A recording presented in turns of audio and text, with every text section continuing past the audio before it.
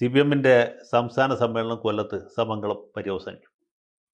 സഖാക്കളെല്ലാവരും വിപ്ലവ പ്രതിജ്ഞ പുതുക്കി നാടിൻ്റെ നാനാഭാഗത്തേക്ക് തിരിച്ചുപോയി. സഖാവ് MV ഗോവിന്ദൻ മാഷിനെ സംസ്ഥാന സെക്രട്ടറിയായിട്ട് വീട്ടിൽ തെരഞ്ഞെടുത്തു. 75 വയസ്സ് പൂർത്തീകരിച്ച സകല ആളുകളെ സംസ്ഥാന കമ്മിറ്റിയിൽ നിന്നും സംസ്ഥാന സെക്രട്ടേറിയറ്റിൽ നിന്നും നിർദ്ദയം ഒഴിവാക്കി. ഒരാളെ മാത്രം ഒഴിവാക്കിയില്ല.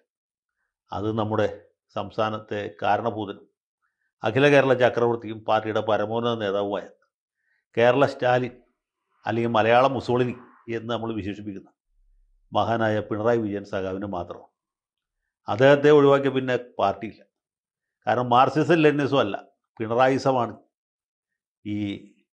ഇപ്പോഴത്തെ ഈ അഭിനവ വിപ്ലവ പാർട്ടിയുടെ സൈദ്ധാന്തിക അടിത്തറ. പിണറായി ഇല്ലെങ്കിൽ പാർട്ടിയില്ല, പാർട്ടിയില്ലെങ്കിലും പിണറായി ഉണ്ടാവും. ഇതാണ് അവസ്ഥ. അപ്പോൾ പിണറായി വിജയൻ്റെയും കുടുംബത്തിൻ്റെയും താല്പര്യം സംരക്ഷിക്കുക, കാരണഭൂതൻ്റെ കാലശേഷം മരുമകന് കസേര കിട്ടത്തക്ക രീതിയിൽ എല്ലാ കമ്മിറ്റികളും സജ്ജീകരിക്കുക, ഇതാണ് ഈ സമ്മേളനത്തിൻ്റെ പ്രാഥമികമായ ഉദ്ദേശം. പിന്നെ ഗോവിന്ദൻ മാഷിൻ്റെ വിജയരാഘവൻ്റെയൊക്കെ ചില സ്വന്തക്കാർക്ക് ബർത്ത് ഉറപ്പിക്കാനും ഇതുകൊണ്ട് സാധിക്കും. ഇവിടെ പ്രധാനമായിട്ടും നഷ്ടപ്പെട്ട ആൾ എന്ന് പറയുമ്പോൾ എൻ്റെ ചങ്ക് കണ്ടിച്ചു പോകുന്നത് പ്രിയപ്പെട്ട AK ബാലനാണ്.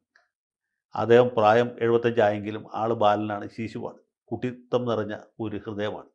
എൻ്റെ ഒരു സുഹൃത്താണ്. അദ്ദേഹത്തിൻ്റെ ആ സങ്കടം കണ്ടപ്പോൾ സത്യം പറഞ്ഞാൽ കടോര ഹൃദയനായ എനിക്ക് പോലും സങ്കടമാണ്.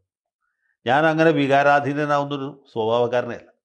പക്ഷെ ബാലേട്ടൻ ഈ പ്രായത്തിൽ ഈ ക്യാമറയുടെ മുമ്പിൽ നിന്ന് വിതുമ്പുന്ന കണ്ടപ്പോൾ ഈ ശിലാഹൃദയനായ എൻ്റെ മനസ്സ് തേങ്ങിപ്പോയി. കാരണം അദ്ദേഹത്തെ പോലെ ഒരു ഇരുത്തം വന്ന സഖാവിൽ നമ്മൾ ഒരിക്കലും പ്രതീക്ഷിക്കുന്ന ഒരു പെരുമാറ്റമല്ല. കമ്മ്യൂണിസ്റ്റുകാർ പാർട്ടി ചേരുന്ന സ്ഥാനമാനങ്ങൾക്ക് വേണ്ടിയിട്ടല്ല.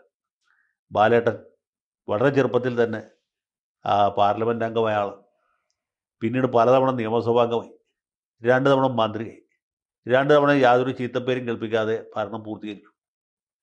അദ്ദേഹം പിന്നെ പാർട്ടിയുടെ മുതിർന്ന നേതാവായിട്ട് സംസ്ഥാന സെക്രട്ടേറിയറ്റ് അംഗവും കേന്ദ്ര കമ്മിറ്റി അംഗവുമായിട്ട് പ്രവർത്തിക്കുക. പ്രായപരിധി എല്ലാവർക്കും ബാധകമാണെന്നുള്ള കാര്യം അദ്ദേഹത്തിന് അറിയാം. മനുഷ്യൻ ജനിച്ചാൽ മരിക്കും എന്ന് പറഞ്ഞ പോലെ കമ്മിറ്റിയിൽ കയറി കഴിഞ്ഞാൽ കമ്മിറ്റിയിൽ നിന്ന് ഇറങ്ങേണ്ടി വരും. അങ്ങനെ അതിന് എക്സെപ്ഷനായിട്ട് ഒരാളേ ഉള്ളൂ, അത് പിണറായി വിജയനാണ്. വൈദ്യശാസ്ത്രം പരാജയപ്പെടുന്നവരെ അദ്ദേഹത്തിന് തുടരാം. പക്ഷേ ബാക്കിയുള്ളവർക്ക് അത് പറ്റില്ല. ശ്രീമതി ടീച്ചർക്ക് പറ്റില്ല, ബാലേട്ടനും പറ്റില്ല. ആനത്തലവട്ട ആനന്ദൻ ഉണ്ടായിരുന്നെങ്കിൽ പുള്ളിക്ക് പറ്റുമായിരുന്നില്ല. എന്തിനാ ആനാവൂർ നാഗപ്പനെ ഒരു ഒഴിവാക്കി? ആനാവൂർ നാഗപ്പനെ ഒഴിവാക്കാമെങ്കിൽ പിന്നെ ബാലിനെ ഒഴിവാക്കാൻ പാടില്ല, ഒഴിവാക്കാം. കൂടുതൽ വാർത്തകളും വിശേഷങ്ങളും നിങ്ങളിലേക്ക് എത്താൻ ABC മലയാളം സബ്സ്ക്രൈബ് ചെയ്യുക, ബെൽ ബട്ടണും അമർത്തുക.